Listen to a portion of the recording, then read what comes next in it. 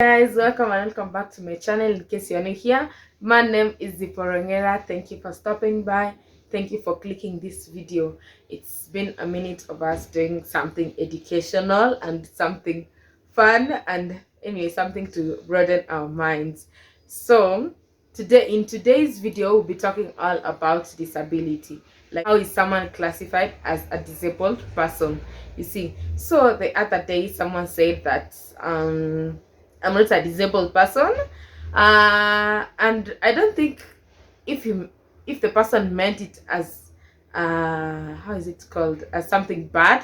Maybe the person meant it as a compliment. So today I'm here to educate you on the types of disability that we have and the what is disability in general. So anyway, let's get into the video. Okay.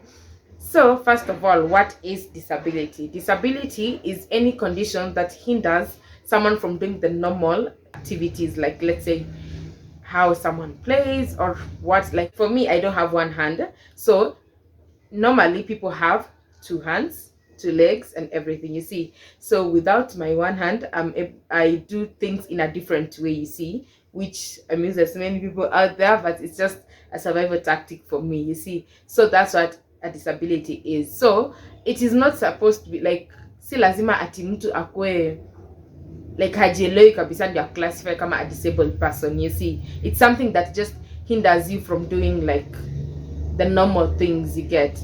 So there are several types of disabilities, like we have around four. We have the physical disability, we have the mental disability, we have the sensory disability, and we have the developmental disability. Yeah.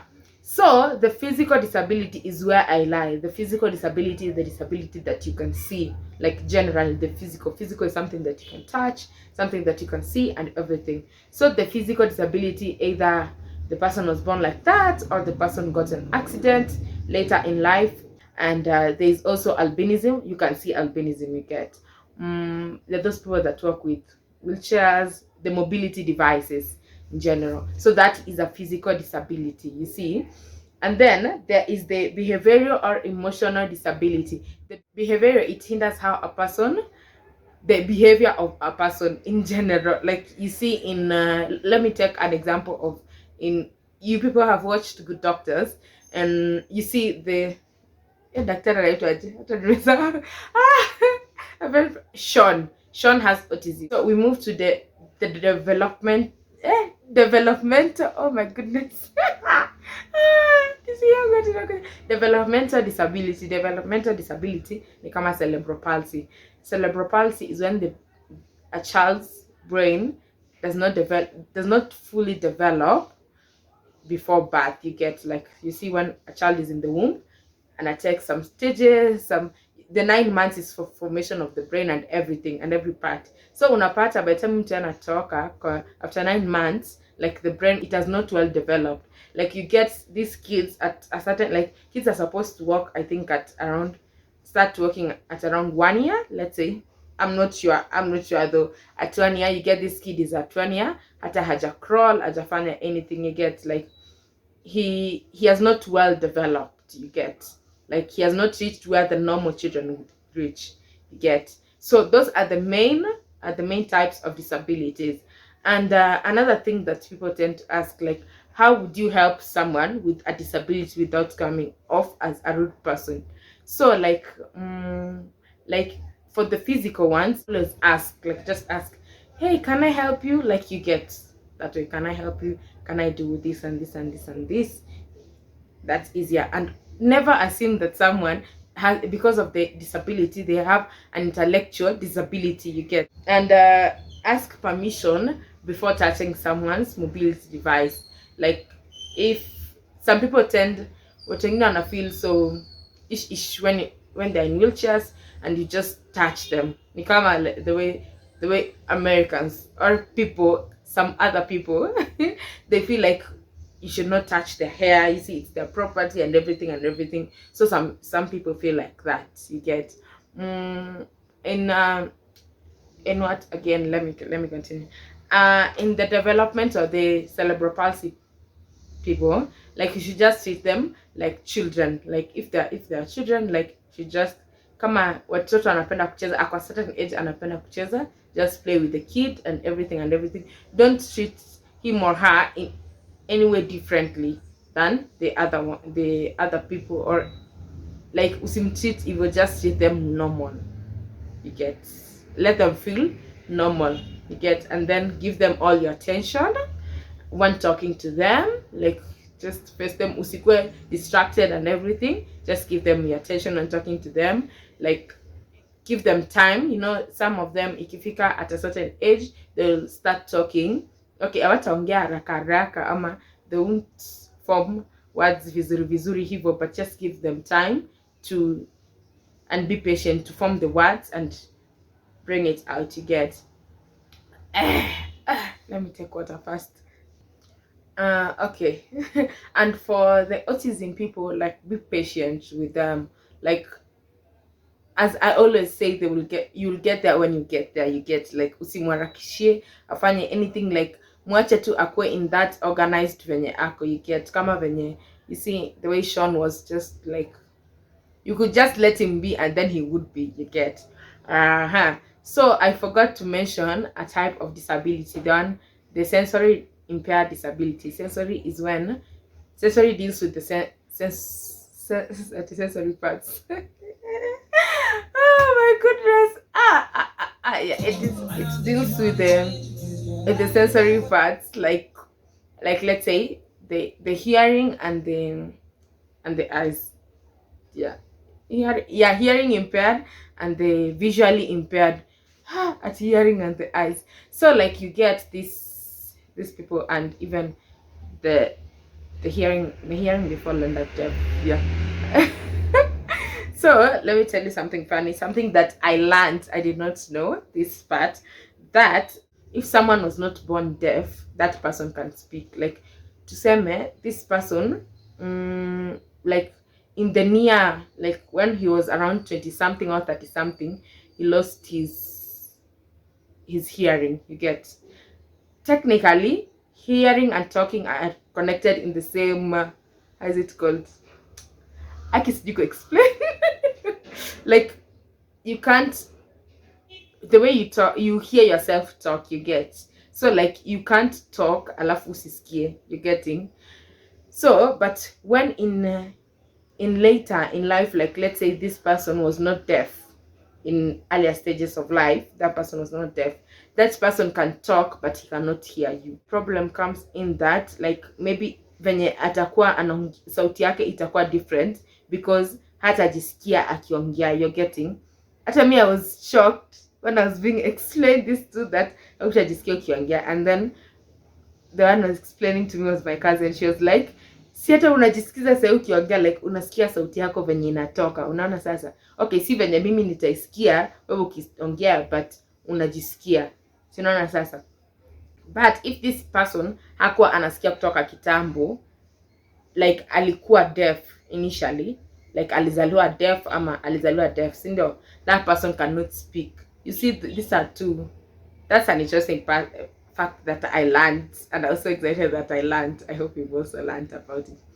Okay, and so in the vision, yeah, the visual area, the vision impaired people, like majority, like let's roll back a little bit. Majority of the albinos, they are blind, you get. So there are some people who can be born blind. There are people who will lose their sight because of drugs, accidents. And another interesting fact that I learned is that using glasses is not a disability.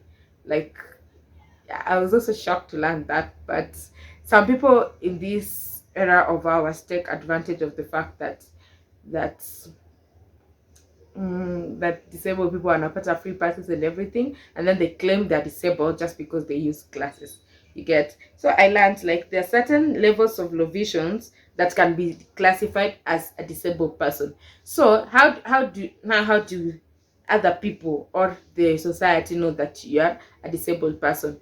initially, in order for you to be classified as a disabled person, you need to go checked in an hospital, like ufanyiwe assessments and everything, ndio upatiwe card. Without that, like they do general, like kuna macho exactly, by the time hata mnifanywa like unaingizwa kwa hizo vitu za macho, you are assessed your eyes, you are assessed. Kama hata me, I was assessed, like mine is physical. Some people will be like, why was she assessed? Like it can just be seen, but now the government has to assess you, and then they issue the disabled glasses, disabled cards. I'm sorry, disabled cards. So I learned that there are certain, you know, there are certain types of low visions that classify as disabled, but that ni unajua kuna wale watu wenyewe wana like wakitaka kusoma wanasoma na hivi like kitabu iko hapo karibu kabisa. No, that person is clearly like that person can classify as a disabled person. Something, yeah, that's something I also learned. That like let's say as for me, I was born as a disabled person, so like me adjusting to the society and doing everything is very easy because like it just kicked in, you get, like I learned hapo katikati, and then when you learn something from a younger stage, it's easier ukiendelea kwa mkubwa. So like maybe me, I did not go through the sorry I thought it's dry. Like as much as maybe I went through the depression of the depression of having a disability and everything, my depression, I don't think it will compare with someone who had two hands and then lost the hand at maybe 29 or 30, like akiwa ameshakuwa kuwa mkubwa. That's like having to relearn your whole life once again. Treat us like the way you would teach a normal person, you see. So and the other thing I learned is that concerning the government is doing something, because kama for the blind people, they are being issued with the white canes. Alafu I learned that there are smart canes, like those that have sensory that are supposed, they're offered in NGOs, and then they're quite expensive. You get, they're smart canes. Hizo ni kama zile, you see, I was watching someone's story on Instagram, and then this person, oh my goodness, I cannot even remember the person. Like they have this I've forgotten. There are types of dogs that blind people have, like they help them. They're 8 dogs. I'm not sure if it's an 8, but they're quite expensive. They've been trained to help people who are blind, to help people just maneuver around, you see, instead of using maybe the smart canes and everything. So you're dogging upside here. So kama sahi, the smart canes, they're in the market, I would say, but they're quite expensive. So but the white canes, they have reflectors, which I do not know why they are called mono particularly white and particularly red. So the red part is the reflector part. So mtu tuseme ikiwa usi itawaka, you get. So I find that so interesting. These smart canes, they have sensors, like ukitembea hivi, it will sense maybe there's an obstacle in front of you. That's why they are quite expensive.